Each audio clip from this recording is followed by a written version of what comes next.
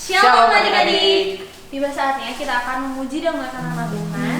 Kita mau bangkit berdiri nih. Tapi sebelumnya aku mau tanya dulu nih. Kok superhero favorit Koko siapa sih? Power Ranger. Kenapa tuh? Karena bisa berubah. Tapi Koko tahu nggak sih ada satu superhero yang paling hebat, yang paling ajaib? Hah, siapa? Nah jawabannya ada di lagu ini. Kita mau nyanyi lagu Jagoan Kita. Sini ada jagoannya. Pakai gerakannya ya.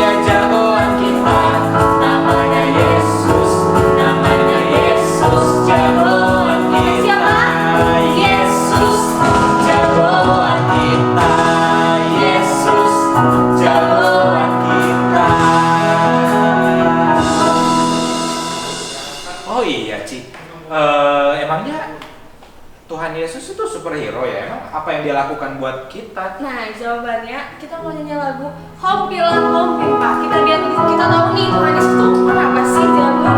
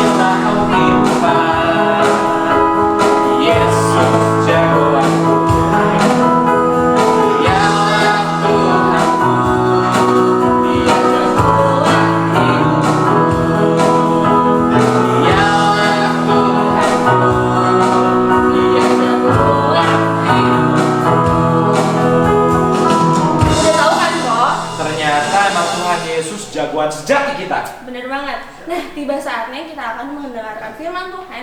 Kita mau panggil Tuhan Yesus, kita mau undang Tuhan Yesus untuk masuk di hati kita. Kita mau katakan Yesus kupanggil.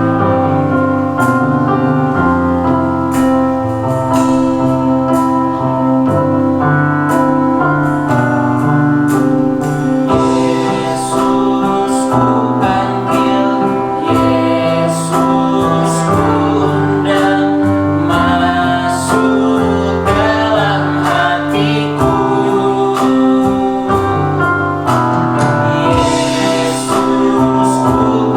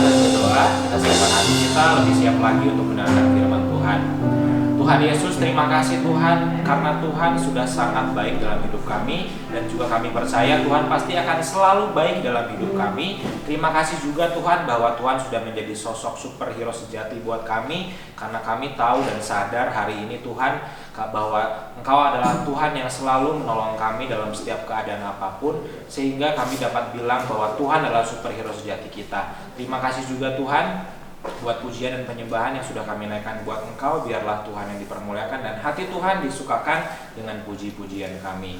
Tuhan Yesus, kalau sebentar kami akan mendengarkan firman Tuhan, biarlah Tuhan yang menolong kami, urapi kami Tuhan, hati kami, bukakan hati kami supaya kami dapat menerima setiap taburan firman Tuhan yang baik dalam hati kami, dan kami mau aplikasikan, kami mau implementasikan semuanya itu ke dalam kehidupan kami, sehingga terpancar kemuliaan Tuhan dari kehidupan kami. Berkati juga Tuhan buat koko-koko, cici-cici, guru-guru sekolah minggu yang akan menaburkan firman-Nya kepada kami Tuhan, yang urapi juga. Terima kasih Tuhan, berkati dari awal sampai selesainya, biar kami dapat fokus untuk mendengarkan firman Tuhan dan menerima setiap berkat yang Tuhan sudah siap buat kami.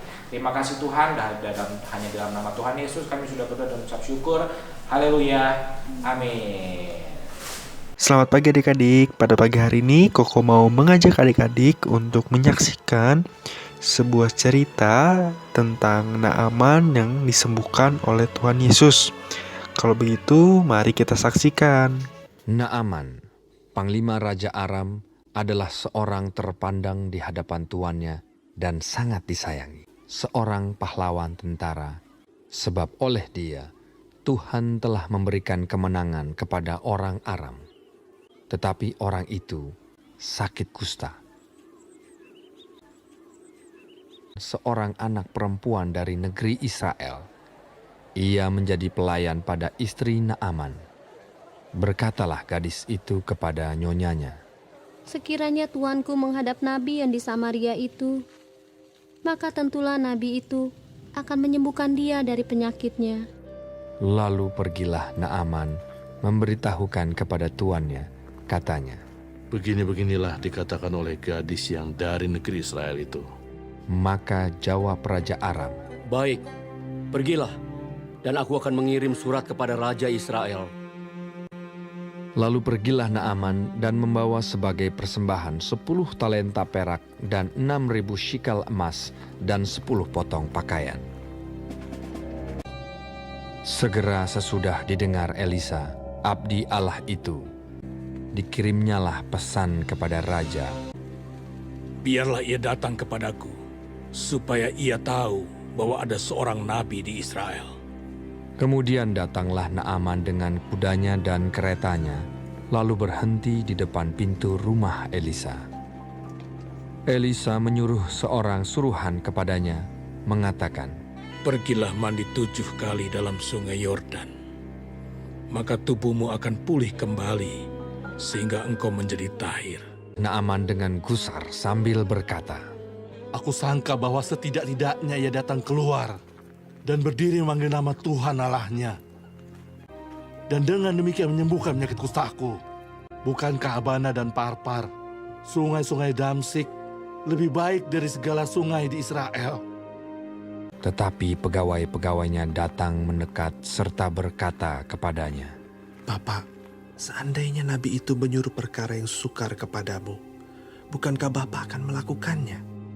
Apalagi sekarang, ia hanya berkata kepadamu, 'Mandilah, dan engkau akan menjadi tahir.'" Kemudian berpalinglah ia dan pergi dengan panas hati. Maka turunlah ia membenamkan dirinya 7 kali dalam sungai Yordan, sesuai dengan perkataan abdi Allah itu. Lalu pulihlah tubuhnya kembali seperti tubuh seorang anak dan ia menjadi tahir. Kemudian kembalilah ia dengan seluruh pasukannya kepada abdi Allah itu. Setelah sampai, tampillah ia ke depan Elisa dan berkata, Sekarang aku tahu bahwa di seluruh bumi tidak ada Allah kecuali di Israel. Karena itu, terimalah kiranya suatu pemberian dari hamba-Mu ini.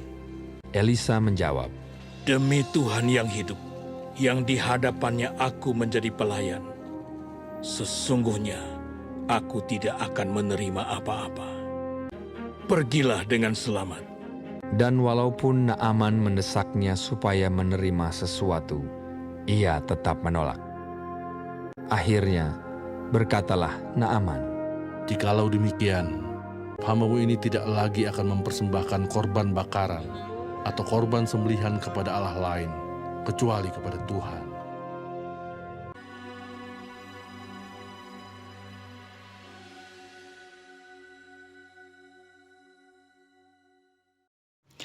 Nah, gimana adik-adik tadi cerita tentang Naaman yang disembuhkan oleh Tuhan Yesus melalui Nabi Elisa. Nah, adik-adik, tahukah adik-adik kalau terkadang mungkin kita tidak selalu mengerti mengapa Tuhan meminta kita berbuat sesuatu. Namun, kita tetap harus menaati Dia. Hal itu menyenangkan Tuhan. Dan ketika Naaman menaati perintah Tuhan, ia sembuh dari sakit kustanya. Apabila kita mengikuti perintah Tuhan, Tuhan juga akan memberikan apa yang kita perlukan. Nah, dari cerita tadi kita belajar bahwa kita harus taat dan setia kepada Tuhan supaya kita dapat menyenangkan hati Tuhan. Untuk ayat hafalan pada pagi hari ini diambil dari 1 Yohanes 2 ayat 17, yaitu orang yang melakukan kehendak Allah tetap hidup selama-lamanya. Sekali lagi ya, 1 Yohanes 2 ayat 17. Orang yang melakukan kehendak Allah tetap hidup selama-lamanya. Nah, sekian cerita pada pagi hari ini yang dapat Koko bagikan. Kiranya apa yang Koko bagikan dapat menjadi rema di hati adik masing-masing. Kalau begitu, terima kasih buat adik-adik yang sudah hadir pada sekolah minggu pada pagi hari ini. Sampai jumpa minggu depan. Dadah.